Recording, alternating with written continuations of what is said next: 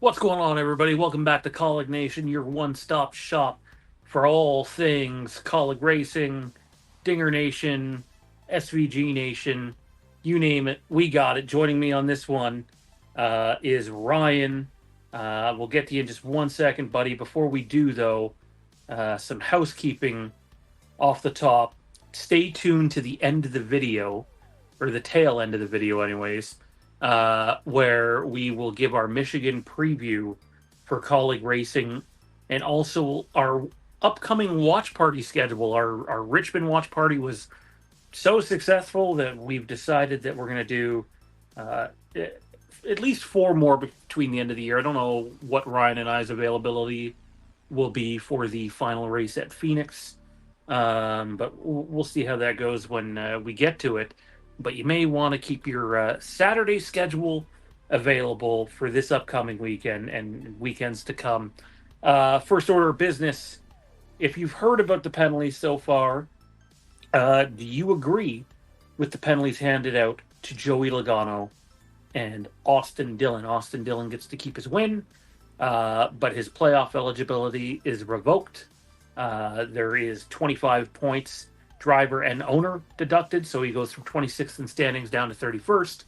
And the spotter is suspended, I believe, 3 weeks. I saw. Let us know in the comment section down below what you think of NASCAR's ruling. Keeping in mind, this has the ability to RCR is going to appeal. That we know. So at the very least, this is going to stay in the news for a little bit, and it could get juicier in multiple ways. RCR could get their way, or it could get even worse for them. We'll have to wait and see. Joining me on this one, the holy fucking shit guy himself, Ryan. What's going on, man? Hey, Sean.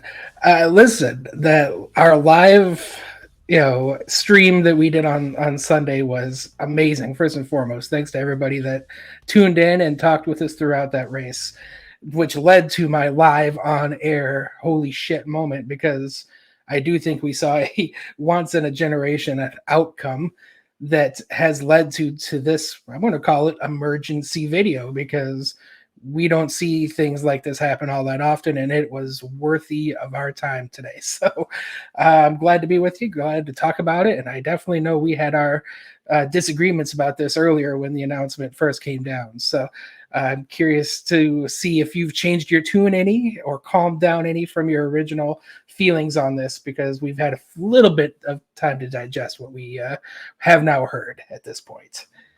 My cat has showed up to protest. Um, I'll hand it over to you first, man, because there's a All lot to right. go over in a short amount of time. Your thoughts on everything I capped off the beginning. Sure. So honestly, I think NASCAR got it right. Um, I'm going to start by saying I don't think NASCAR wanted to do it. They've, over the course of 70 years of NASCAR history, they have pretty much let the drivers be drivers and handle their business on the racetrack, and revoking wins, taking away eligibility, is something they just don't touch because it opens a can of worms. And now this is, I think, Sean, going to be your argument. The can of worms has been opened to now we have situations where it's going to be judgment calls going forward.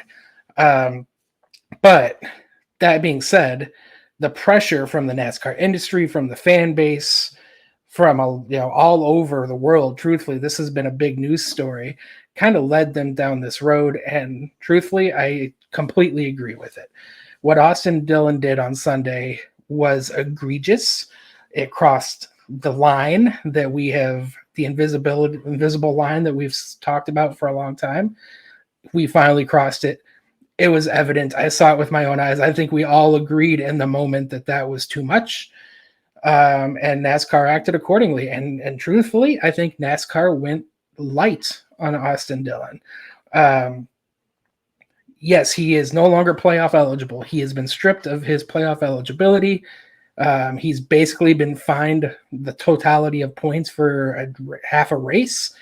And he will now have to go forward and win one of the remaining three races to get into the playoffs.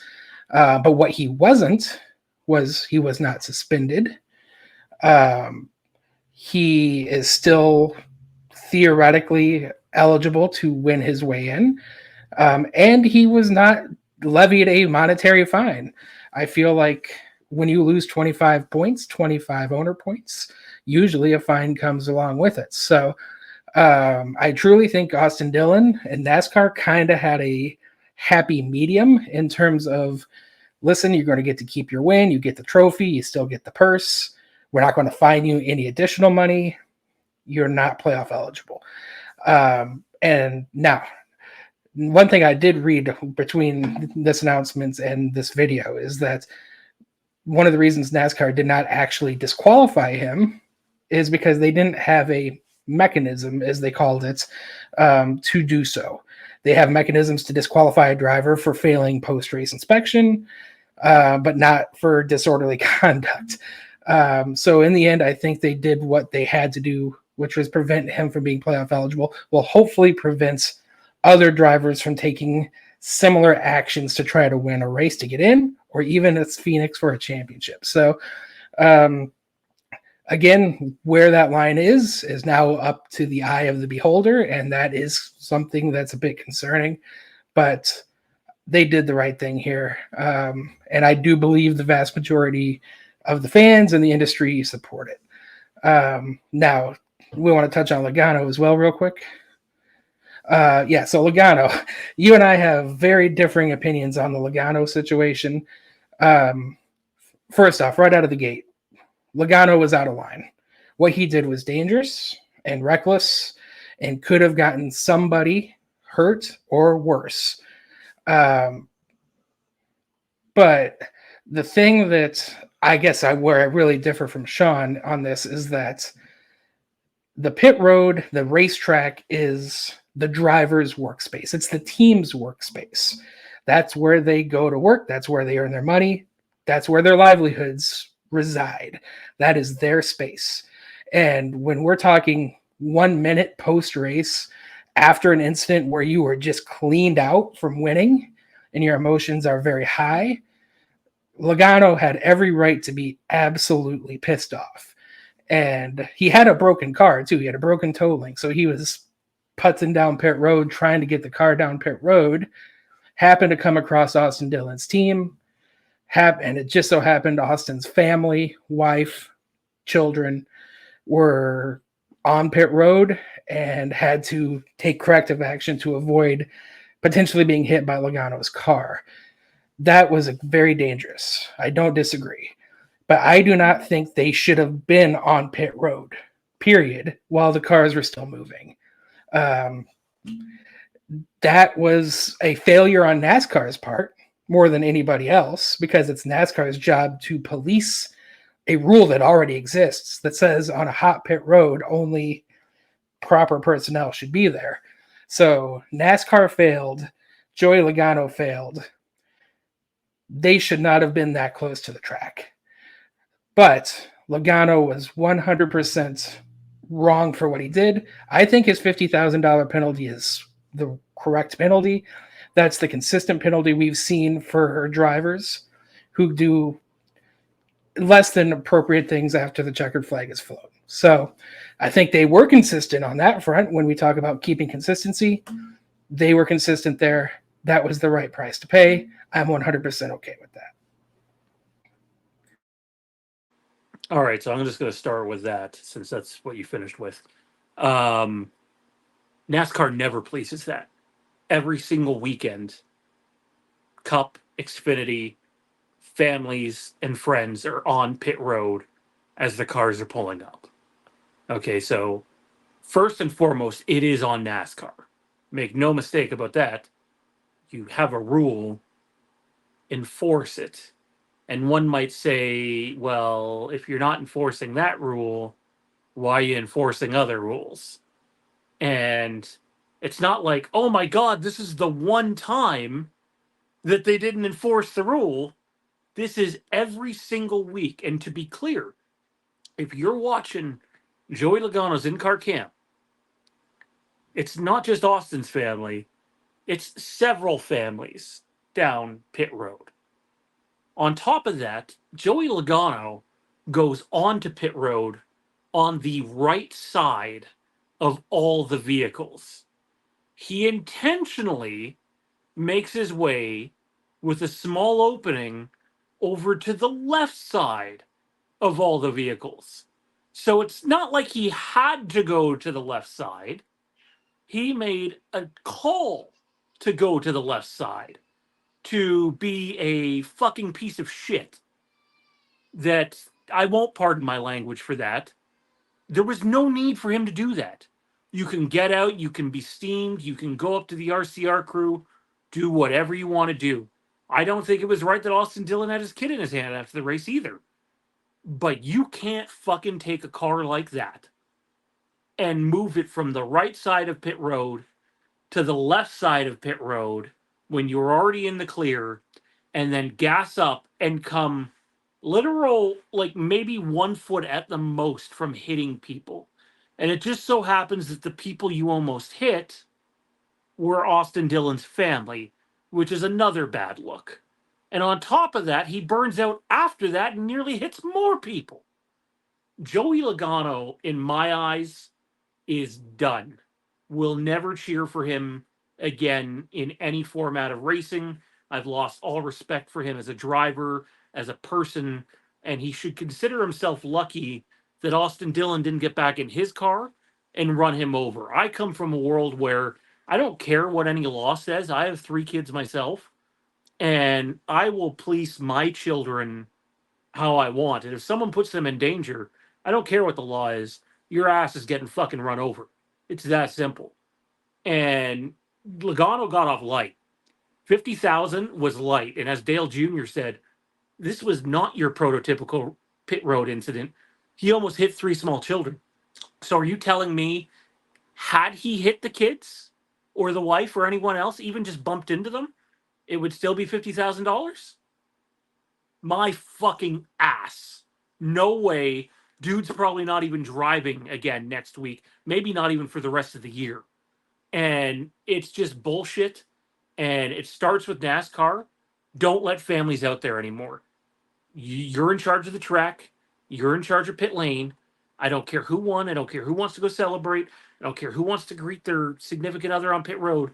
Every single car should be shut down before anyone is allowed to pass the barricade, because they're very lucky someone didn't get incredibly hurt this weekend.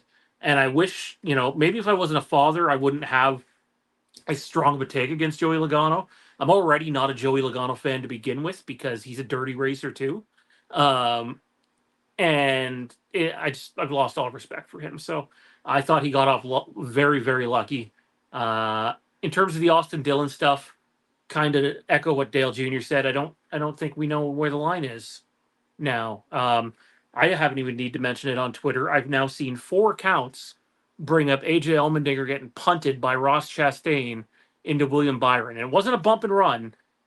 AJ bump and run to Chastain. Chastain full on ran over AJ in the middle of a turn, getting him into, it was Byron, right? Am I right?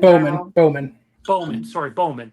And that's kind of what my question is. So are you allowed to wreck one guy coming to the line? Because that's happened numerous times. I know you and I differ on that, but I've already seen a ton of clips since we've had that talk being posted on Twitter where someone gets wrecked at the finish line. The Keselowski Talladega one's another example where guys lucky to even be alive. And so can you wreck one guy, and if he piles into another guy, that's okay? I'm not comparing that to wrecking 2 guys. Austin Dillon wrecked 2 guys. It's that simple. And he was told to do it too, regardless of what Richard Childress would have you believe was planted in the audio. It's a really bad look. And I don't think NASCAR got it right. I'm not saying Austin Dillon shouldn't have got penalized. I think he should. But I think if you have a win, then you should be in the playoffs.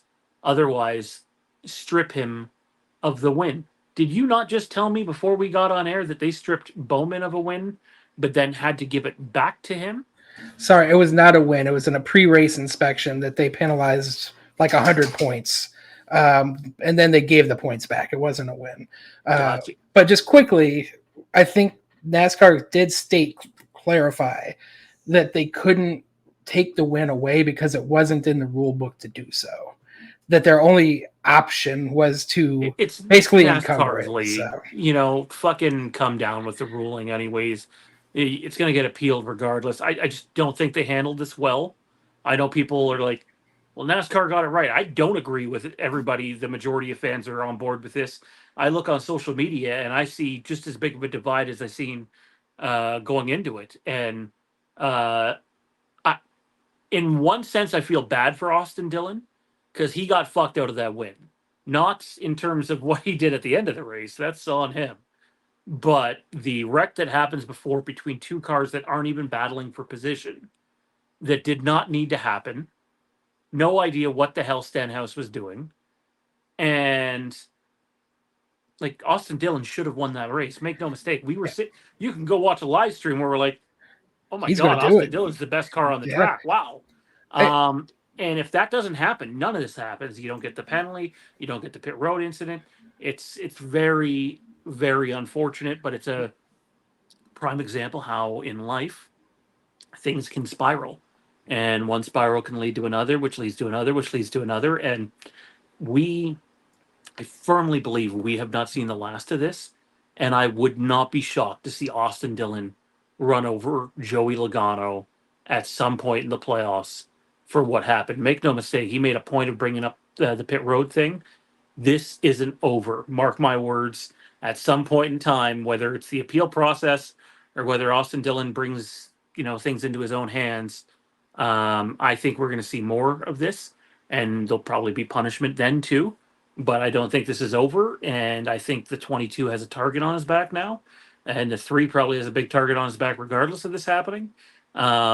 And honestly, for RCR, it's devastating for them. Like, yeah, they get to keep the win, and you mentioned the prize money, but the difference between, I just heard Dale Jr. say, between where Dillon is now in points and where he would have been even if he was out in first round of the playoffs, something in the neighborhood of about $2.5 million, and that does not include additional revenue that they might get from partners for being in there. So, like, well, they And get to yeah. keep their winnings at the same time they get a lot And, taken away. yeah, and they lose their exposure too, right? And that's something you talked about a lot when it first happened. Is now all their sponsors get the exposure, they get the media attention, all the photo shoots, all the interviews that come with being in the playoffs are now gone. So that is a valid point that their fine is probably closer to $2 million, not 50,000 or 100,000. But just super quickly, because you did bring this up just a second ago, it is unfortunate for Dillon because the narrative did switch. People, if this didn't happen, we would have been talking about this being the drive of Dillon's career, his best race as a NASCAR driver without question, and his first win where something didn't actually happen that led to it, and now that's all out the window. So I do feel bad for him on that front because they did have that win locked down, but at the end of the day, the look is just terrible. I mean, the intent of intentionally wrecking 2 drivers just can't be overlooked, and I think that's why they made the decision they did.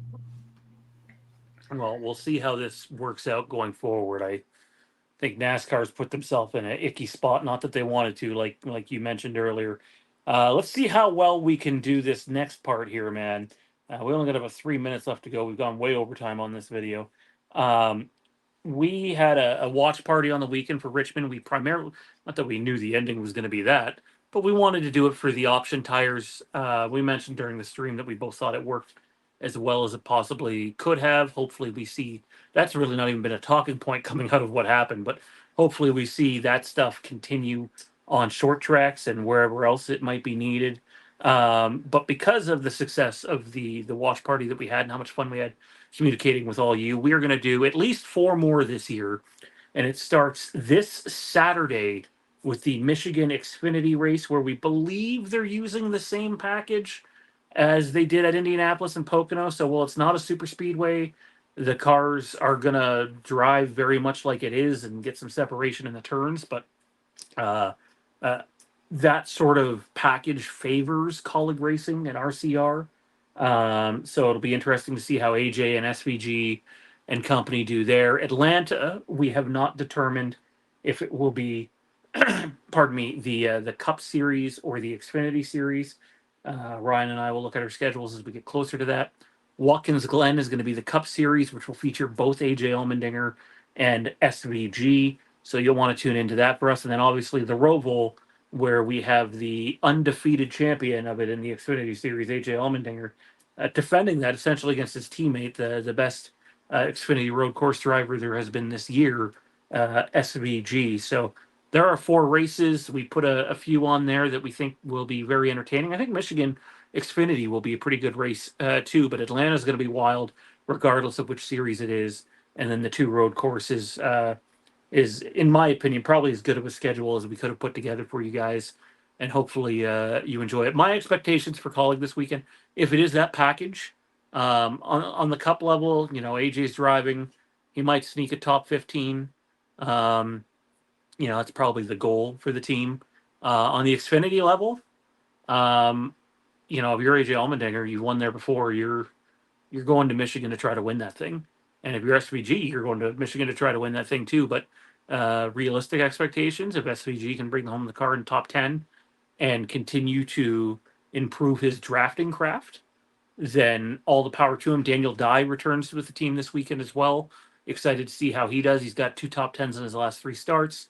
And then Josh Williams, who will have a new crew chief, Eddie Purdue, with him this weekend. That'll be the big thing is, will we see any of that stuff show this weekend? I don't think we will, because it's pretty straightforward what they're doing this weekend. If it is that drafting package, it's only so much they can do. Quick thoughts, man, in basically a minute or less. Yeah, on the Xfinity side, I mean, they showed that they could win at Indianapolis. AJ had went top 2 speed. He could have won that race.